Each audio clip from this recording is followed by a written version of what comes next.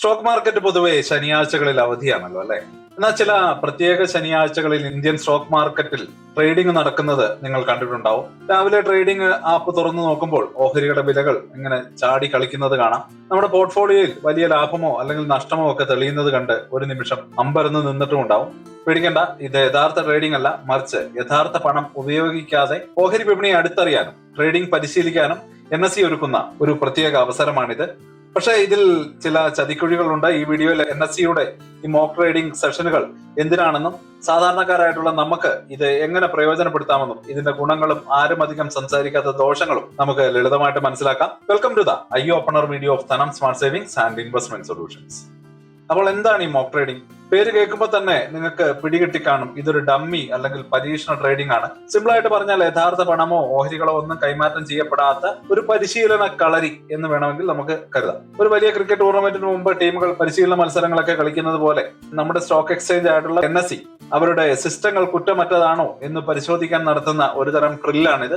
എല്ലാ ശനിയാഴ്ചകളിലും ഇത് നടക്കാറില്ല. NSE മുൻകൂട്ടി അറിയിക്കുന്ന ഷെഡ്യൂൾ അനുസരിച്ച് ചില ശനിയാഴ്ചകളിലാണ് ഇത്തരം മോക്ക് ട്രേഡിംഗ് സെഷനുകൾ നടത്താറുള്ളത്. രാവിലെ തുടങ്ങി ഏതാനും മണിക്കൂറുകൾ മാത്രമേ ഇതിന് ദൈർഘ്യം ഉണ്ടാവുകയുള്ളൂ. ഈ ഒരു സമയത്ത് മാർക്കറ്റ് ശരിക്കും ലൈവ് ആണ് എന്ന് നമുക്ക് തോന്നുകയും ചെയ്യും. സ്റ്റോക്കുകളുടെ വിലകൾ ഇങ്ങനെ മാറിക്കൊണ്ടിരിക്കും. നമ്മുടെ ഓർഡറുകൾ കൊടുത്താൽ അത് എക്സിക്യൂട്ട് ആവുകയും ചെയ്യും. പക്ഷെ ഓർക്കുക, ഇതെല്ലാം ഒരു ഇമാജിനേഷൻ മാത്രമാണ്, അല്ലെങ്കിൽ ഒരു മായയാണ്. ₹1 പോലും യഥാർത്ഥ ഇടപാട് അവിടെ നടക്കില്ല. ഈ സെഷൻ കഴിയുന്നതോടെ എല്ലാം പഴയപടിയാകും. വെള്ളിയാഴ്ച മാർക്കറ്റ് ക്ലോസ് ചെയ്തപ്പോൾ എന്ത് വിലയായിരുന്നോ ആ ഓഹരികൾക്ക് ഉണ്ടായിരുന്നത്, ആ വിലയിലേക്ക് ഓഹരികൾ തിരികെ വരും. ചുരുക്കി പറഞ്ഞാൽ സ്റ്റോക്ക് മാർക്കറ്റിന്റെ ഒരു ഫയർ ഡ്രിൽ അത്രയേ ഉള്ളൂ ഈ ഒരു മോക്ക് ട്രേഡിംഗ് എന്നാൽ. അപ്പോൾ എന്തുകൊണ്ട് NSE ഇത് നടത്തുന്നു? എന്തിനാണ് കോടിക്കണക്കിന് രൂപയുടെ ഇടപാട് നടക്കുന്ന ഒരു സിസ്റ്റത്തിൽ ഇങ്ങനെ ഒരു പരീക്ഷണം നടത്തേണ്ടത്? അപ്പൊ നിങ്ങൾ ചിന്തിക്കുന്നുണ്ടാവും, അതിന്റെ ഒരു കാരണം കൂടി ഇവിടെ വളരെ പ്രധാനപ്പെട്ടതാണ്. ഓരോ സെക്കൻഡിലും കോടിക്കണക്കിന് രൂപയുടെ ഇടപാടുകൾ നടക്കുന്ന അതിസങ്കീർണമായിട്ടുള്ള ഒരു സംവിധാനമാണ് നമ്മുടെ സ്റ്റോക്ക് മാർക്കറ്റ്. ഒരു ചെറിയ പിഴവ് പോലും വലിയ സാമ്പത്തിക പ്രശ്നങ്ങൾക്ക് വഴിവെച്ചേക്കാം. അപ്പോൾ അത് ഒഴിവാക്കാനാണ് NSE ഈ ഒരു മോക്ക് ട്രേഡിംഗ് നടത്തുന്നത്. ഇതിന്റെ പ്രധാന ലക്ഷ്യങ്ങൾ എന്തൊക്കെയാണെന്ന് നമുക്ക് നോക്കാം. ഒന്നാമതായിട്ട് പുതിയ ടെക്നോളജി പരീക്ഷിക്കുക. സ്റ്റോക്ക് എക്സ്ചേഞ്ചിൽ എപ്പോഴും അവരുടെ സോഫ്റ്റ്വെയറുകൾ അപ്ഗ്രേഡ് ചെയ്തുകൊണ്ടിരിക്കും. പുതിയൊരു ഫീച്ചറോ അല്ലെങ്കിൽ ട്രേഡിംഗ് സോഫ്റ്റ്വെയറിന്റെ പുതിയൊരു വേർഷനോ കൊണ്ടുവരുമ്പോൾ അത് യഥാർത്ഥ മാർക്കറ്റിൽ ഉപയോഗിക്കുന്നതിന് മുമ്പ് പ്രശ്നങ്ങളൊന്നുമില്ലെന്ന് ഉറപ്പുവരുത്തണം.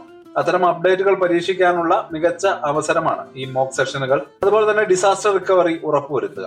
അപ്രതീക്ഷിതമായിട്ട് എന്തെങ്കിലും ടെക്നിക്കൽ ഇഷ്യൂ സംഭവിച്ച് NSEയുടെ പ്രധാന കമ്പ്യൂട്ടർ സെന്റർ അല്ലെങ്കിൽ ഡേറ്റാ സെന്റർ പ്രവർത്തനരഹിതമായാൽ എന്ത് ചെയ്യും? ട്രേഡിംഗ് അവിടെ നിലച്ചു പോകാൻ പാടില്ല. അതിനായിട്ടൊരു ബാക്കപ്പ് സിസ്റ്റം എപ്പോഴും തയ്യാറായിരിക്കും. ഇതിനെയാണ് ഡിസാസ്റ്റർ റിക്കവറി DR സൈറ്റ് എന്ന് പറയുന്നത്.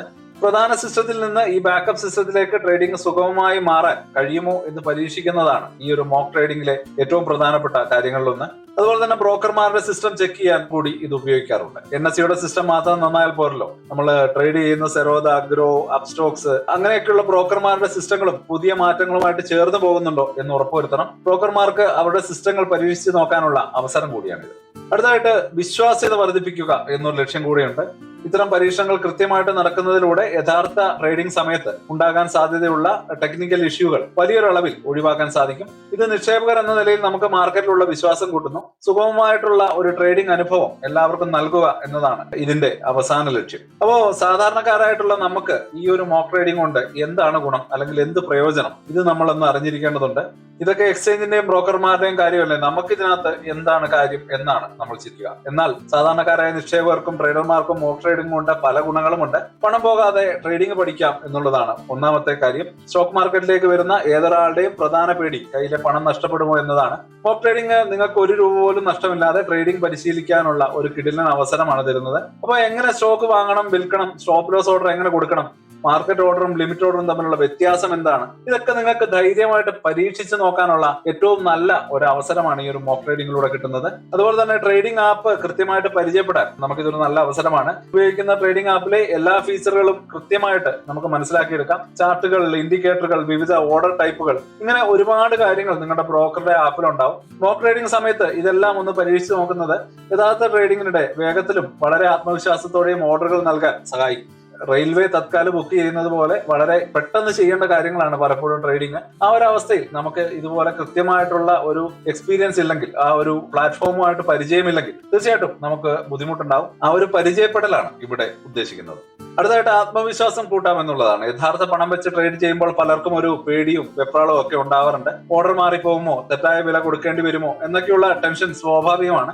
മോക്ക് ട്രേഡിംഗിൽ നമ്മളിങ്ങനെ റിപ്പീറ്റഡ് ആയിട്ട് പരിശീലിക്കുന്നതോടെ ഈ പേടിയൊക്കെ നമുക്ക് ഇങ്ങനെ മാറ്റിയെടുക്കാൻ പറ്റും. ട്രേഡിംഗിൽ കൂടുതൽ ആത്മവിശ്വാസം നേടാനും ഇത് വളരെ നല്ല ഒരു വഴി തന്നെയാണ്. ഇനി ഇതൊന്നും കൂടാതെ പരോക്ഷമായിട്ടുള്ള മറ്റു പല നേട്ടങ്ങളുമുണ്ട്. ഏറ്റവും പ്രധാനപ്പെട്ട ഗുണം നേരിട്ടല്ലാത്ത ഒന്ന് തന്നെയാണ്.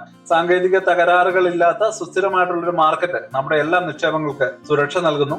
മോക്ക് ട്രേഡിംഗ് വഴി മാർക്കറ്റിന്റെ ആ ഒരു ഹെൽത്ത് ഉറപ്പുവരുത്തിയാൽ അതിന് ഗുണം ലഭിക്കുന്നത് നമ്മൾക്ക് ഓരോരുത്തർക്കുമാണ്. അപ്പൊ ഈ വിവരങ്ങൾ നിങ്ങൾക്ക് വളരെ പുതിയതും ഉപകാരപ്രദവുമാണെന്ന് തോന്നുകയാണെങ്കിൽ വീഡിയോ ഒന്ന് ലൈക്ക് ചെയ്യാൻ മറക്കരുത്. അതുപോലെ തന്നെ നമ്മുടെ ചാനൽ ഒന്ന് സബ്സ്ക്രൈബ് ചെയ്തേക്കണം. അതുപോലെ തന്നെ സ്റ്റോക്ക് മാർക്കറ്റിനെ കുറിച്ചുള്ള നിങ്ങളുടെ സംശയങ്ങൾ കമന്റ് ബോക്സിൽ അറിയിക്കാവുന്നതാണ്. നിങ്ങളുടെ ഓരോ ലൈക്കും സബ്സ്ക്രിപ്ഷനും ഞങ്ങൾക്ക് പുതിയ നല്ല നല്ല വീഡിയോകൾ ചെയ്യാനുള്ള വലിയൊരു പ്രോത്സാഹനം തന്നെയാണ്. ഇനി നമുക്ക് ആരും പറയാത്ത ദോഷങ്ങളും ശ്രദ്ധിക്കേണ്ട കാര്യങ്ങളും എന്താണ് എന്ന് കൂടി നോക്കി വെക്കാം. എല്ലാത്തിനും ഒരു മറുവശം ഉള്ളതുപോലെ മോക്ക് ട്രേഡിങ്ങിനെ കുറിച്ചും നമ്മൾ അറിഞ്ഞിരിക്കേണ്ട ചില കാര്യങ്ങളുണ്ട്.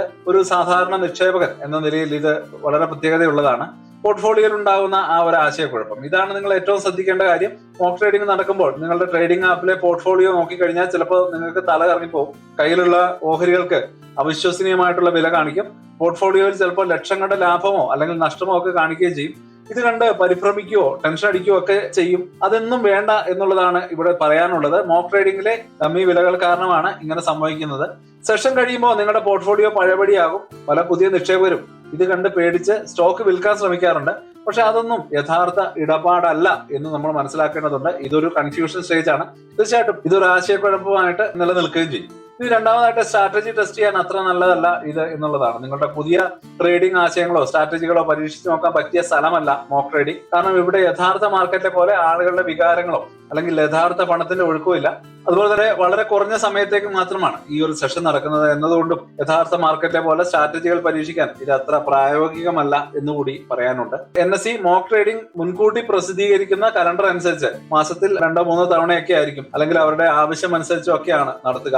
ചിലപ്പോൾ പ്രത്യേക സാഹചര്യങ്ങളിൽ ബജറ്റ് ദിവസം പോലെയുള്ള സമയങ്ങളിലും പ്രത്യേക സെഷനുകൾ ഉണ്ടാവാറുണ്ട്. അതുകൊണ്ട് അടുത്ത മോക്ക് ട്രേഡിംഗ് എപ്പോഴാണ് എന്ന് കൃത്യമായിട്ട് അറിയാൻ NSE വെബ്സൈറ്റിലെ സർക്കുലറുകൾ കൃത്യമായിട്ട് പരിശോധിക്കാം. അപ്പോ എങ്ങനെയാണ് ഈ അവസരങ്ങൾ നമ്മൾ പ്രയോജനപ്പെടുത്തേണ്ടത്? അപ്പോൾ അതിനായിട്ട് നമ്മൾ അറിഞ്ഞിരിക്കേണ്ട ഒന്നാമത്തെ കാര്യം ഷെഡ്യൂൾ കണ്ടെത്തുക എന്നുള്ളതാണ്. ആദ്യം തന്നെ ചെയ്യേണ്ടത് NSEയുടെ വെബ്സൈറ്റിൽ പ്രസിദ്ധീകരിക്കുന്ന സർക്കുലറുകൾ വഴി അടുത്ത മോക്ക് ട്രേഡിംഗ് സെഷൻ എപ്പോഴാണ് എന്ന് കണ്ടെത്തുക. സാധാരണയായിട്ട് ഇത് നിങ്ങളുടെ ബ്രോക്കറും ഇതിനെക്കുറിച്ച് നോട്ടിഫിക്കേഷൻ തരാറുണ്ട്. അതുപോലെ തന്നെ മോക്ക് ട്രേഡിംഗ് നടക്കുന്ന സമയത്ത് കൃത്യമായി നിങ്ങളുടെ ട്രേഡിംഗ് ആപ്പിൽ ലോഗിൻ ചെയ്യുക എന്നുള്ളതാണ്. അതുപോലെ തന്നെ ഇഷ്ടമുള്ള സ്റ്റോക്കിൽ ബൈ ഓർ സെൽ ഓർഡർ ഒക്കെ ഇട്ട് പരിശീലിക്കുക. വ്യത്യസ്ത തരം ഓർഡറുകൾ, ലിമിറ്റ്, മാർക്കറ്റ്, സ്റ്റോപ്പ് ലോസ് ഇവയൊക്കെ പരിശോധിച്ച് സ്റ്റോപ്പ് ലോസ് എങ്ങനെ കൃത്യമായി വെക്കാമെന്നൊക്കെ പഠിക്കാനുള്ള ഒരു നല്ല അവസരമായിട്ട് നമ്മൾ ഇതിനെ കാണണം. വളരെ ധൈര്യമായിട്ട് തന്നെ പരിശീലിക്കാനുള്ള അവസരമാണ്. അതുപോലെ തന്നെ മാർക്കറ്റിനെ നിരീക്ഷിക്കാൻ വളരെ നല്ല അവസരമാണ്. വെറുതെ ഓർഡർ ഇടാതെ market depth, basically bid, ask price ഇവയൊക്കെ നമുക്ക് ശ്രദ്ധിക്കാം. വിലകളുടെ ആ ഒരു മൂവ്മെന്റ് എങ്ങനെയാണ് ഇവയൊക്കെ നമുക്ക് മനസ്സിലാക്കാനുള്ള ഒരു അവസരമാണ്. ലൈവ് മാർക്കറ്റ് എങ്ങനെയാണ് പ്രവർത്തിക്കുന്നത് എന്നതിനെ കുറിച്ച് ഒരു ധാരണ കിട്ടാൻ ഇത് തീർച്ചയായിട്ടും നമുക്കൊരു നല്ല അവസരം തന്നെയാണ്. ഇനി വളരെ പ്രധാനമായിട്ട് ഓർക്കാനുള്ള ഒരു കാര്യം, പോർട്ട്ഫോളിയോയിൽ കാണിക്കുന്ന ലക്ഷങ്ങളുടെ ലാഭവും നഷ്ടവും കണ്ട് സന്തോഷിക്കുകയോ ദുഃഖിക്കുകയോ ഒന്നും വേണ്ട. അത് യഥാർത്ഥത്തിൽ അല്ലെന്ന് എപ്പോഴും ഓർത്തിരിക്കേണ്ടതാണ്. അപ്പൊ ഇനി നമുക്കൊരു കൺക്ലൂഷനിലേക്ക് കിടക്കാം. അപ്പൊ ഇതാണ് NSEയുടെ ശനിയാഴ്ചകളിലെ മോക്ക് ട്രേഡിംഗിന്റെ കഥ. നമ്മുടെ സ്റ്റോക്ക് മാർക്കറ്റിന്റെ സുഗമമായ പ്രവർത്തനത്തിന് അത്യാവശ്യമായിട്ടുള്ള ഒരു ഹെൽത്ത് ചെക്കപ്പാണിത്. സാധാരണക്കാർക്ക് കയ്യിലെ പണം നഷ്ടപ്പെടാതെ ട്രേഡിംഗ് പഠിക്കാനും പരിശീലിക്കാനുമുള്ള ഒരു സൗജന്യ അവസരം കൂടിയാണ്. പോർട്ട്ഫോളിയോയിൽ കാണുന്ന കണക്കുകൾ കണ്ട് ആശയക്കുഴപ്പത്തിലാകരുത് എന്ന ഒരു പരിമിതി കൂടി നമ്മൾ മനസ്സിലാക്കണം. ഈ അവസരം ശരിയായിട്ട് ഉപയോഗിച്ചാൽ നിങ്ങളുടെ ട്രേഡിംഗ് യാത്രയിൽ കൂടുതൽ അറിവും ആത്മവിശ്വാസവും നേടാൻ തീർച്ചയായിട്ടും നിങ്ങളെ സഹായിക്കും. അപ്പോൾ ഈ വീഡിയോ നിങ്ങൾക്ക് ഇഷ്ടമായെങ്കിൽ ലൈക്ക് ചെയ്യാനും ഷെയർ ചെയ്യാനും സബ്സ്ക്രൈബ് ചെയ്യാനും മറക്കരുത്. നിങ്ങളുടെ ഫ്രണ്ട്സിനും മറ്റു ട്രേഡേഴ്സിനും ഒക്കെ ഈ ചാനൽ ഒന്ന് സജസ്റ്റ് ചെയ്യുക. അപ്പോൾ മറ്റൊരു ഇൻഫോർമേറ്റീവ് വീഡിയോ ആയിട്ട് വീണ്ടും വരാം. അതുവരേക്കും ഹാപ്പി ഇൻവെസ്റ്റിംഗ്. സ്റ്റോക്ക് മാർക്കറ്റിലെ ന്യൂസുകളെയും അതുപോലെ തന്നെ അപ്ഡേറ്റുകളെയും ഉൾക്കൊള്ളിച്ചുകൊണ്ടുള്ള ഒരു ഫേസ്ബുക്ക് ഗ്രൂപ്പ് നമുക്കുണ്ട്. ആ ഒരു ഗ്രൂപ്പിന്റെ ലിങ്ക് ഈ വീഡിയോയുടെ ഡിസ്ക്രിപ്ഷനിൽ കൊടുക്കുന്നുണ്ട്.